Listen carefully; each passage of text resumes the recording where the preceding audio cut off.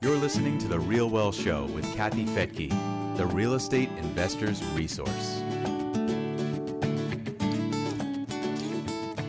You may recall that back in 2012, Warren Buffett was being interviewed on CNBC, and he said that if he could figure out how to manage them, he would buy a few 100,000 single-family homes. Well, a few companies figured out how to do that. I'm Kathy Fedke, and welcome to The Real Well Show. I am so honored to be interviewing Dallas Tanner on The Real Well Show today. He is president and CEO of Invitation Homes, and he's also a member of the company's board of directors. Mr. Tanner has 20 years experience establishing real estate platforms, and as a founder of Invitation Homes, he's been at the forefront of creating the single-family rental industry. Dallas, welcome to The Real Well Show. Hi, thanks for having me. Boy, what a time to be in real estate, specifically single-family homes. And what are you seeing out there? What kind of changes have you seen over the past year and maybe even the last few months? Well, it's remarkable, the supply and demand fundamentals that are going on right now. And what people are consistently hearing kind of over headlines is that things are getting more expensive. There's an inavailability of new housing supply in most markets across the U.S., including those that you wouldn't typically expect. And affordability is going to continue to be a real story, I think, as you start to look at what's happening with inflation coming into things, not just housing, but cost of goods sold and things that are going in to develop that housing. And then mortgage rates. I think there'll be a whole story around, do rates stay as low as they've been for the last 5-6 years, or do we start to see some creep? All of that's going to, equate to a fundamental housing story where things are going to be more expensive probably in all likelihood than they were, say, a year or two ago. Yeah, we're absolutely seeing that. Now, I'm sure you know that investors take a lot of flack for gobbling up the homes that are out there. And certainly you guys have heard that story before, but you still have a fairly low percentage of overall rental homes, right? Do you know the percentage of institutional owners at this point? Yeah, that's a great question. So I would say kind of a couple of fundamental points. First of all, 47 million households in the U.S. lease something in some way, shape, or form. Of that 47 million, roughly 16 million are single-family homes that are for lease, that are part of the normal marketplace. And in that category, if you would take our company and all the other professional companies that do it, we have about, say, 350,000 homes that are professionally managed out of the 16 million. So it represents really 2% of the total population of for rent single-family homes, which means 98% are owned by small investors, mom and pop landlords, et cetera. And so that narrative, while it sells a lot of newspapers, isn't really the facts on the ground. And we feel like we're part of the solution, quite frankly, to bring, quality, affordable housing to the table and also provide services and to be able to lower the costs over scale that, quite frankly, mom and pop landlords can't provide when you have one or maybe two properties. So that narrative's been a little interesting. And then, the story around buying homes and continually trying to grow our business, there will be 6 million transactions in the next 12 months in the U.S. You know these stats, but as you start to think about that, again, like professional institutional landlords that want to buy and add to the portfolio, I can't imagine it's more than 30,000 homes in a given year. So it's really an interesting narrative that's kind of evolved, but we certainly were part of the groups that were buying a lot of homes coming off of 2008 and 2009. And I think that also helped stabilize pricing. So it's just, it's a constant thing that we spend a lot of time on, both educating and also making people understand where we fit into that housing spectrum. And we're a very small part of a really large ecosystem, and we'll continue to do our part. And we're going to look for ways to grow.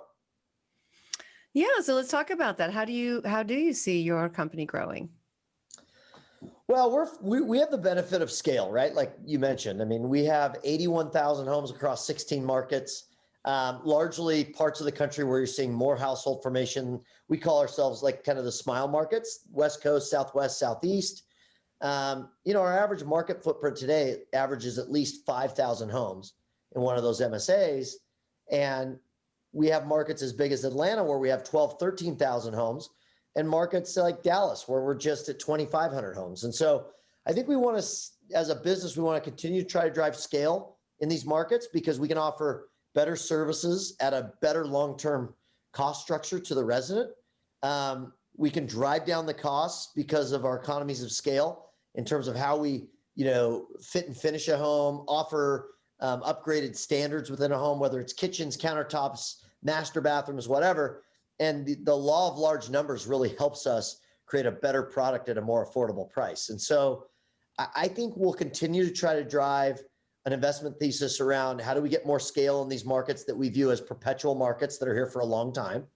And quite frankly, if you look at what kind of, our natural kind of U.S., not immigration, but where net migration is going, the population's moving a foot south every day, like on average. And so people are chasing warmer weather. It's a funny statistic. But I have never heard that. John Burns, who's like one of the leading housing economists, look at like the median, population of where it is, and it continues to move a foot south every day.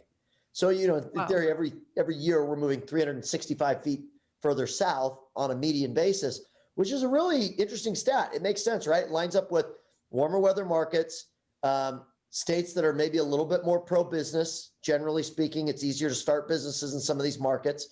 There's a lot of opportunity, a lot of corporate relocation that are moving to some of these markets. So there's going to be a lot of really good supply and demand fundamentals in that kind of smile market category we're talking about. Yeah, you're in 16 markets, is that right? 16 markets, right, today. 16, okay. And are you starting to sell out of certain markets, or are you just acquiring more? Not programmatically. I mean, we always look at our portfolio and we'll make decisions around homes. And I would say like on any given year, we sell somewhere between 800 and 1,500 homes in our portfolio. And we sell those 95% of the time back into the end user market. So those go to homeowners. And then we have done some things like we did a merger in 2017 where we took on 30,000 homes. That's what took us from 50 to almost 80,000.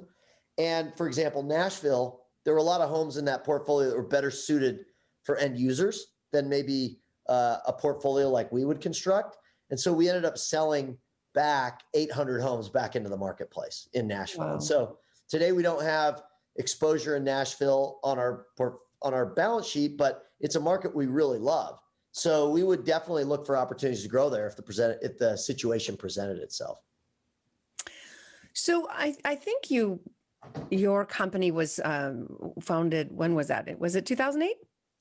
Well, I started buying single family rental in a predecessor company that we owned in 2008. We partnered with Blackstone to form Invitation Homes in 2012. Okay, in 2012. So it was a pretty competitive market then. How would you compare today to 2012 in terms of acquisition? It's super competitive. It's more so competitive today. Mm-hmm. Yeah.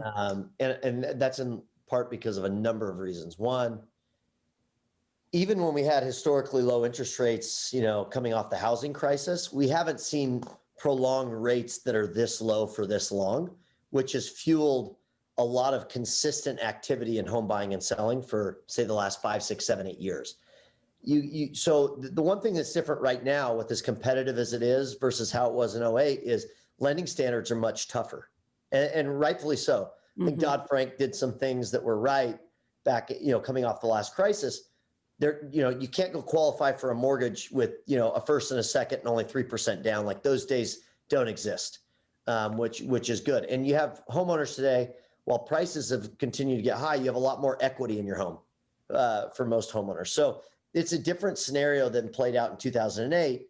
And as you think about that demand that you're talking about, what's happened is you have 65 million people between the ages of 22 and 36, that kind of millennial cohort that's coming, into, call it, household formations ages. And if you look at our business, for example, our average resident today is about 39 years old and has a combined household income of roughly $115,000. And that's somebody that can afford an $1,800, $1,900, $2,100 rent. And a lot of that same kind of category of people, almost 2/3 of that category, are choosing to own versus lease. So there's room for both. The challenge is builders are not delivering at the pace and the scale for the last 8 or 10 years that normal household formation is required. We need somewhere around 1.5 million units a year of new new housing starts and formations. And for 7 or 8 years, really until this year, we've been somewhere between 800,000 and 1 million to a year. So you could say in a hot market, we're 2 or 3 million units underserved when you look at single family and multifamily. That's a pretty compelling statistic. And so, when rates are low and interest in housing is as peak as it is right now, you're going to have some housing shortages if you don't have that kind of supply. Yeah, and as demand increases but supply isn't there, rents will likely go up, and so will home prices. Unfortunately, that is often again blamed on investors like you and me when it isn't really our fault. It's the fact that there are so many regulations, and it's been difficult. It's been very, very difficult to bring anything new to market. Yeah. So are you building to rent? Is your company looking into that or doing that? We haven't taken on any development risk per se as a company.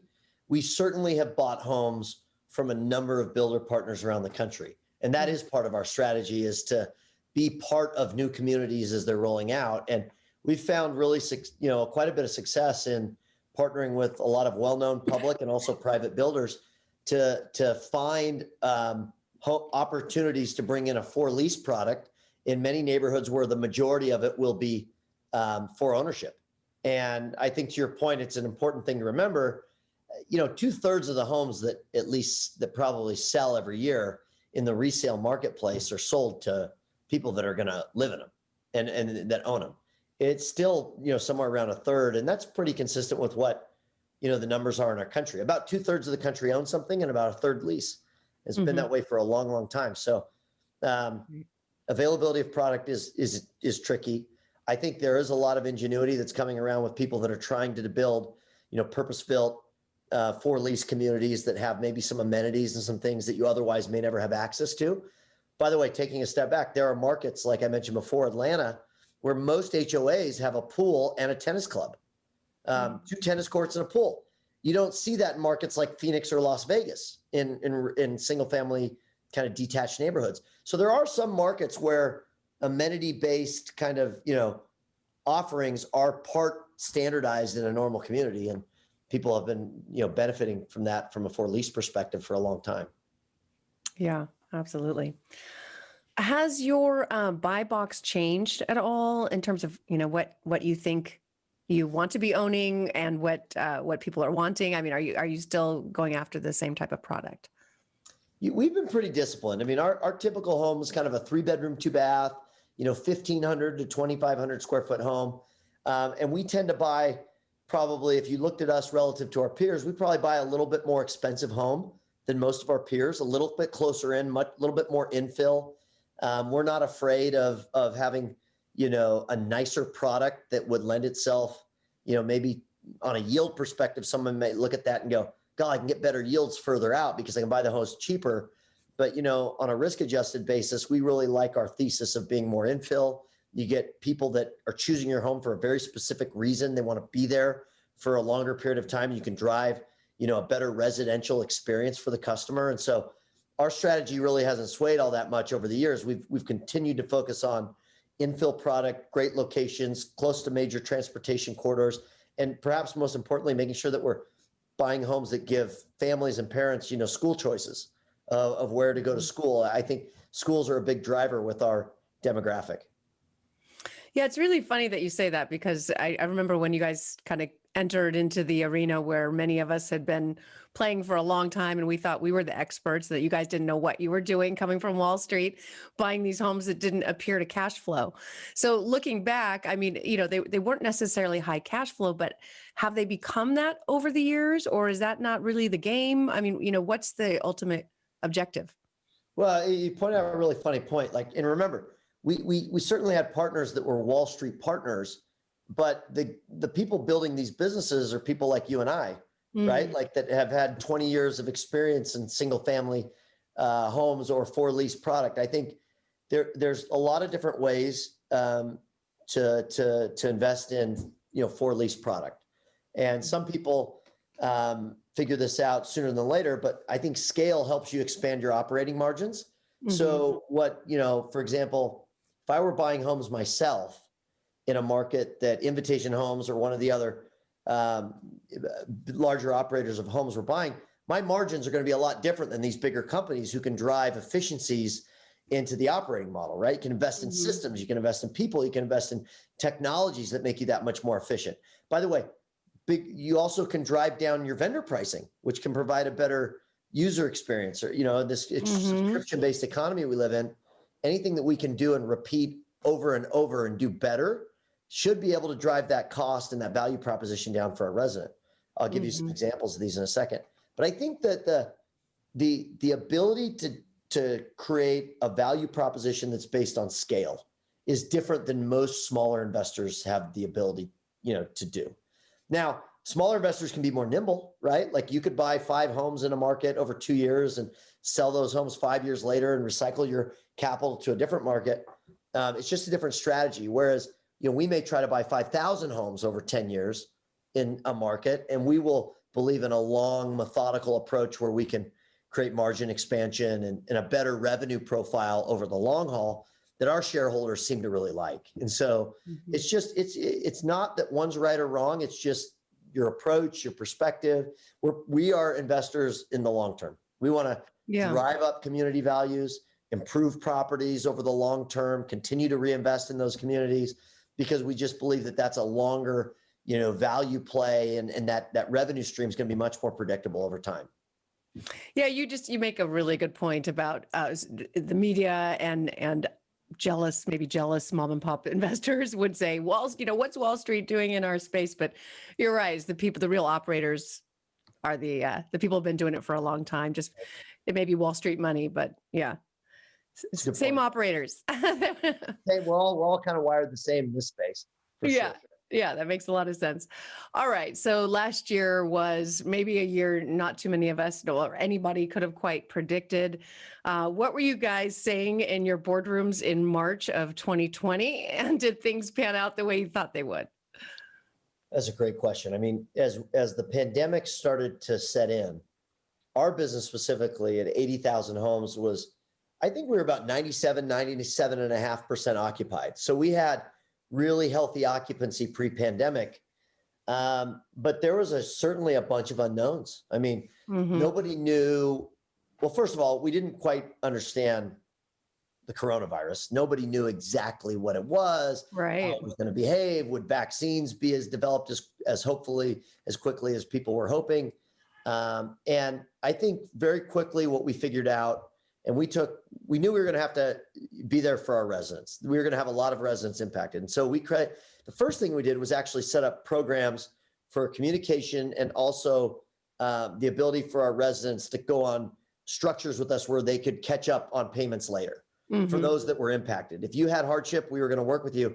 And I think just having that very quickly in our book of business, and we were communicating with our residents like every week with massive communication campaigns to let them know, hey, A, we're here. B, this is where you go. We want to know what's going on so that we can help. That just helped, I think, lower the temperature of we're all afraid of like the unknown, right? Yeah. And then the second piece was we didn't understand what the market dynamics were going to necessarily do. We were going into the summer. So that typically tends to be, it was March, April when the pandemic really started to kind of come into the country. We didn't know if that was going to stunt home ownership or, cause people to not want to lease and I think what we didn't initially instinctively understand, but we figured it out very quickly within the first 4 to 8 weeks, was that people were now much more likely to renew a lease and stay put because of the uncertainty. And so we saw our retention rates, which are normally really high, around 70%, go up, 4, 5, 6, 7 percentage points in the summer. And so we very quickly, and we were really careful, like we weren't raising rate those first few months. Like we're trying to pay attention to what was happening in the marketplace, but just nobody knew.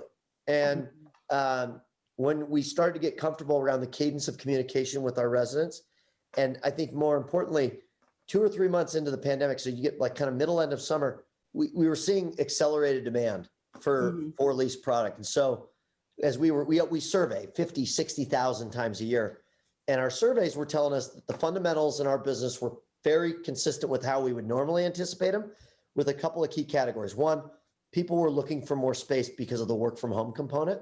So we saw additional demand there. And then on our renewals, we definitely were seeing people tell us that they were delaying decisions like home ownership or movement because of X, Y, or Z, or job relocation. They told them, stand pat for the time being. So I think our customers got a little bit naturally stickier. And that took us a couple months to play out. But when everything was going on, I mean, we had the same concerns every home builder did and everyone else. It was just like, what does this mean? I mean, we need to go up our defenses and be ready.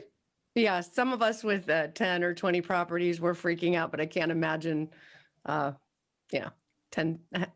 hundreds of thousands, right? Some markets, set up different rules than other markets.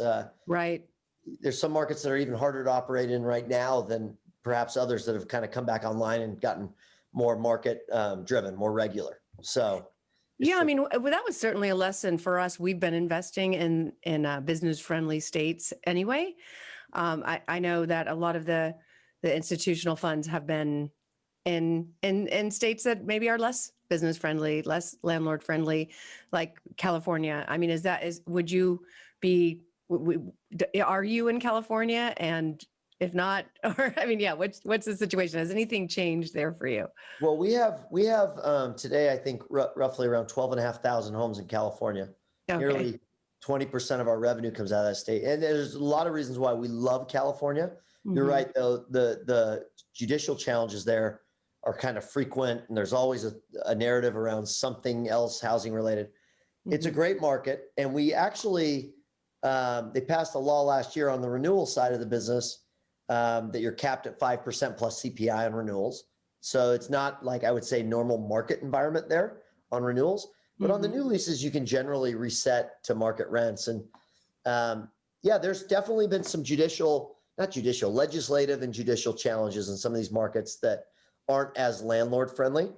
But in part, you really want to do the right thing too, especially for the first the first year. Now I think it's getting to a point where a lot of landlords in some of those markets are getting pretty frustrated because economies are coming back online, rules are softening, and landlord-tenant laws aren't kind of regulating normally, and that makes it really hard. It's much harder for smaller landlords than it would be for us because we have resources, we have really good communication platforms, we can talk to our residents. But I do hear a lot of difficult stories from small landlords that are like, I can't do anything, and I've got a mortgage to pay, and that's tricky. And I think states need to be really sensitive to that. And they got to work with property owners to keep property rights intact as we come out of this thing so that, normalized markets are better markets for everybody, generally speaking. There's always, issues on the edges, but you want a market that has normal supply and demand fundamentals. It's harder to manage it, navigate it, invest in it, operate in it, whatever, for both investors and also the state. So I think you'll start to see some of these states start to normalize as these moratoriums wind down. Mm-hmm. And that kind of brings me to something that you've been involved in, the National Rental Home Council. And I know there's an industry leader conference coming up. I think you were involved in the formation of that or not? Yeah, it was probably 8 or 9 years ago as we were rolling out and we knew that we were going to, with Invitation Homes, really try to build scale.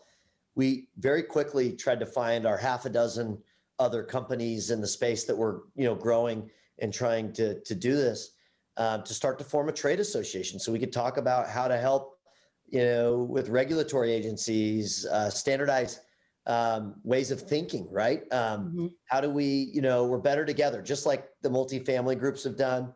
I think landlords, both small and large, on the single family side, are better to get together and talk about the issues and to try to help solve problems together, both from how do you operate this business the most effective way, but also how do you create more affordable housing options in the markets where we operate.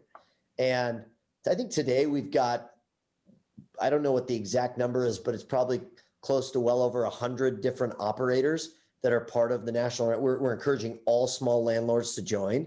I think they've also got structures that are really relatively affordable for smaller landlords to be part of that. And I know that over time and distance, we're going to start to make things available to all owners of real estate, whether it's, what's a proper lease I can use in these markets? Where are my resources for, HOA challenges? How do I think about kind of all this stuff? And I think the NRHC, by banding together both small and large, can create and make a lot of this available to, the 16 million single family rental units that are out there. So it's a good industry. It's got a voice in Washington. It's got a voice at some of the state levels. We work with California all the time and the governor's office there to try to talk about housing related opportunities and areas where we can work together. And I think David Howard, who runs that, has done an excellent job of continually kind of galvanizing and bringing more people to the table so that we can, the goal is to solve housing needs in an affordable way and have them be great businesses for people and part of their own retirement plans, right, over time. So I think there's big opportunities there for folks to join.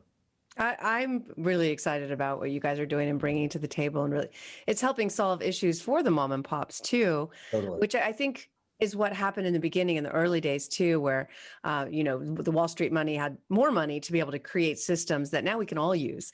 I think I don't know where I heard this, but 8 million mom and pop landlords own one rental property, so a lot of people kind of just trying to do their best, but there wasn't a network, or anyone really negotiating on our behalf. So Yeah. I love what you guys are doing, and I'm excited to be a part of it. So when is that conference, and how can people sign up? We'll have our we just finished our virtual conference last month. There'll be another one in the fall in October, and I'll make sure Christy gets you guys for your podcast all the information on NRHC.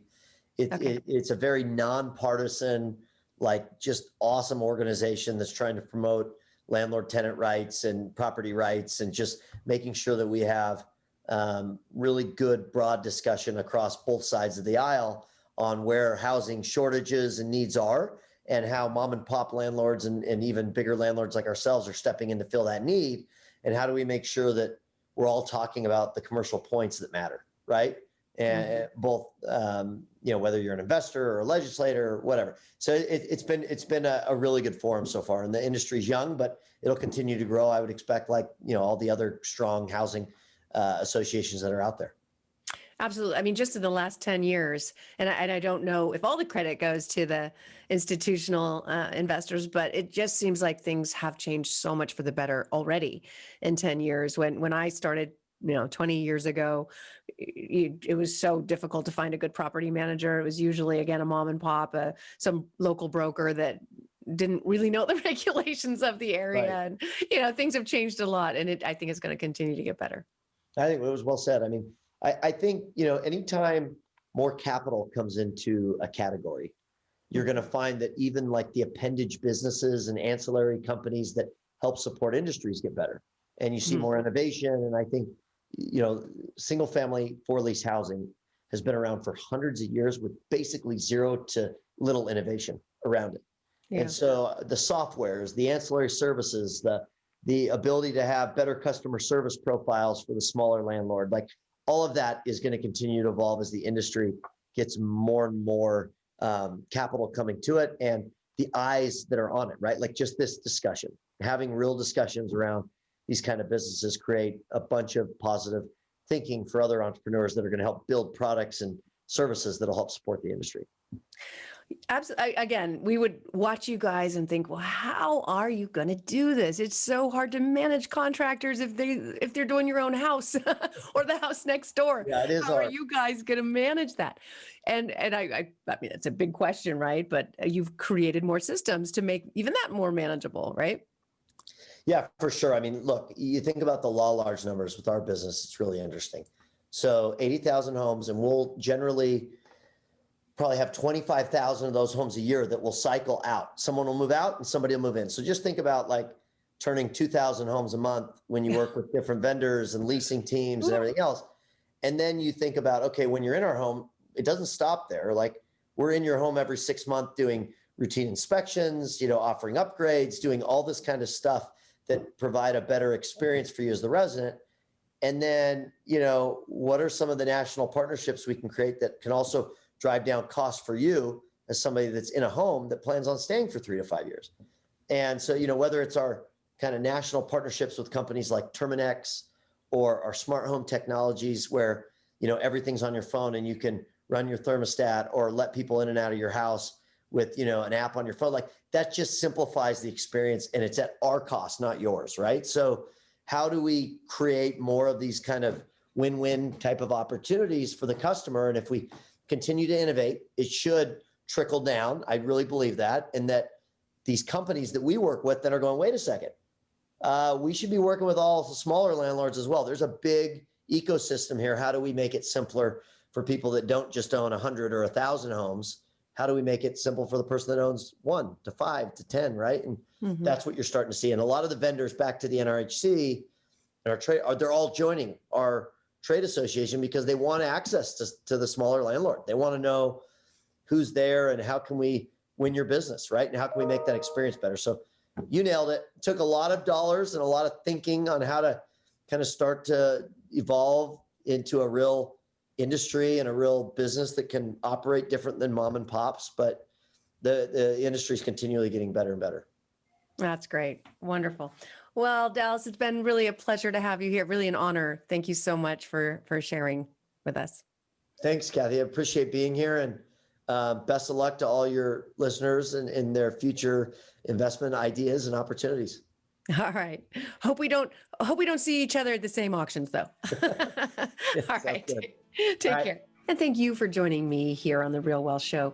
If you'd like to get more information on how to own a portfolio of single-family homes or 1 to 4 units, you can learn so much at our website at realwealthshow.com. We have hundreds of webinars there that you can listen to on your own time. And then also you'll find out about which cities we think have the best potential for cash flow and appreciation over the next decade. There's a drop down under the Invest tab. Again, you can check that out at realwealthshow.com.